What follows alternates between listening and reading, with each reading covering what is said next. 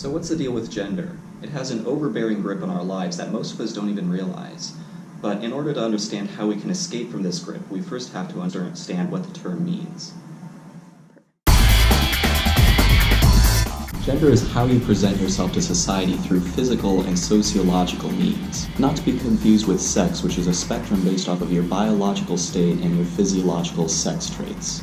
Examples are female, male, or intersex. So if gender is determined by social interactions, then how do we properly do gender? Often when meeting someone new, we look for proper gender displays. Gender displays the proper performance of gender norms associated with that gender. So how does one do gender properly? My name's Jeff, and I'm pissed off.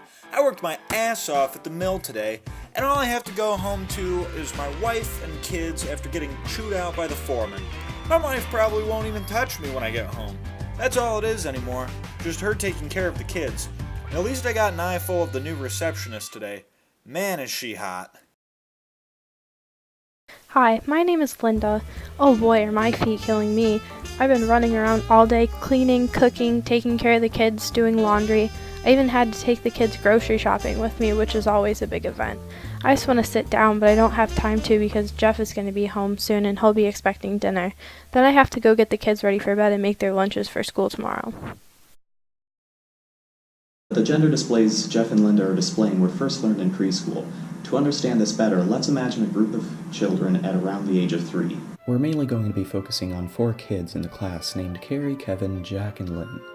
When they first come into preschool, they behave and communicate with each other in a rather homogeneous way. They aren't worried about what toys they play with or what clothes they wear. They're just being kids. However, we start to see that Carrie and Lynn are more likely to be scolded for relaxed movements like lying down during story time, and are being told to be quiet much more often than the boys.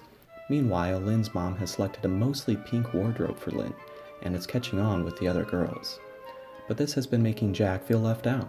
He likes the vibrance of pink, but is steered away from the color by his parents who tell him that it's not a boy's color.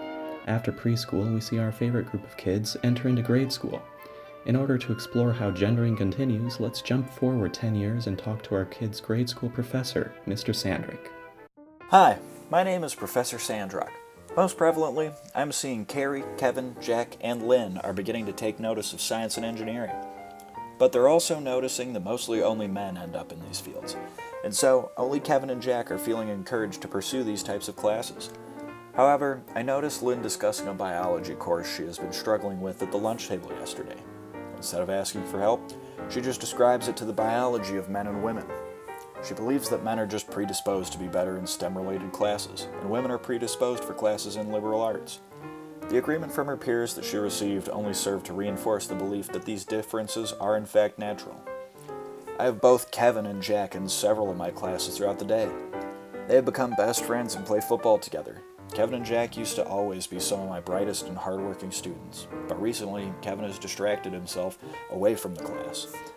I met with Kevin after class to talk with him about what's been going on, and he shared with me that another teacher has been treating him differently than the other kids. When Jack and Kevin were caught talking in class, only Kevin was yelled at, and the teacher exclaimed to the whole class to not be a troublemaker like Kevin. Jack, on the other hand, had no repercussions. These experiences have led Kevin to give up on school and focus on football, where he feels highly accepted. These perceived differences eventually lead to the gendering of fields like nursing and administrative assistantship for women, and math and engineering for men. Jack had a fairly standard venture through college without many hiccups, and now has a degree in mechanical engineering. On the other hand, Kevin, who didn't receive the same encouragement for academics, had a rough patch in his high school years, but he persisted through the racial stigmas that his peers and teachers bestowed upon him, and eventually made his way to college. Now, teaching the boys' football team is his favorite part of the day. Lynn, despite enjoying chemistry in high school, didn't feel the science was right for her, and instead chose to go into cosmetology. Finally, there's Carrie, who only entered into college because she knew a salary for a woman without a degree wouldn't be enough to get through life. She's been living the sorority life and still isn't completely certain what she wants to study. But one thing's for sure, she always carries her pepper spray. Carrie had a hard time scheduling her classes for her first semester. She found that a lot of the classes she wanted to take had overlapping times, and the only way to take them would be to have one that met in the evening. Carrie couldn't find any friends to take it with her, so there was no way that she was going to walk alone at night. Her dad warned her to never walk alone anywhere, and to never walk with headphones in because you always need to be aware of your surroundings. He also told her to always carry pepper spray and always have a charged cell phone. Carrie's dad tells her to not trust any guys because they just can't control themselves, and he doesn't want her to get taken advantage of. Because of this, Carrie decides to just take another class. Jack and Kevin, on the other hand, received no similar talk and did not feel the need to worry about what time they took their classes or feel the need to carry pepper spray. This is interesting because guys can also be raped. Because of how ingrained this idea is and the negative conceptions surrounding those who deviate from it, we see people like Carrie's mom. Carrie's mom is a physician and the main breadwinner of her family. While she is incredibly proud of what she's doing, she still holds an inherent guilt about spending time away from her family in order to pursue her career. This guilt stems from society's view on gender roles and how they affect family life.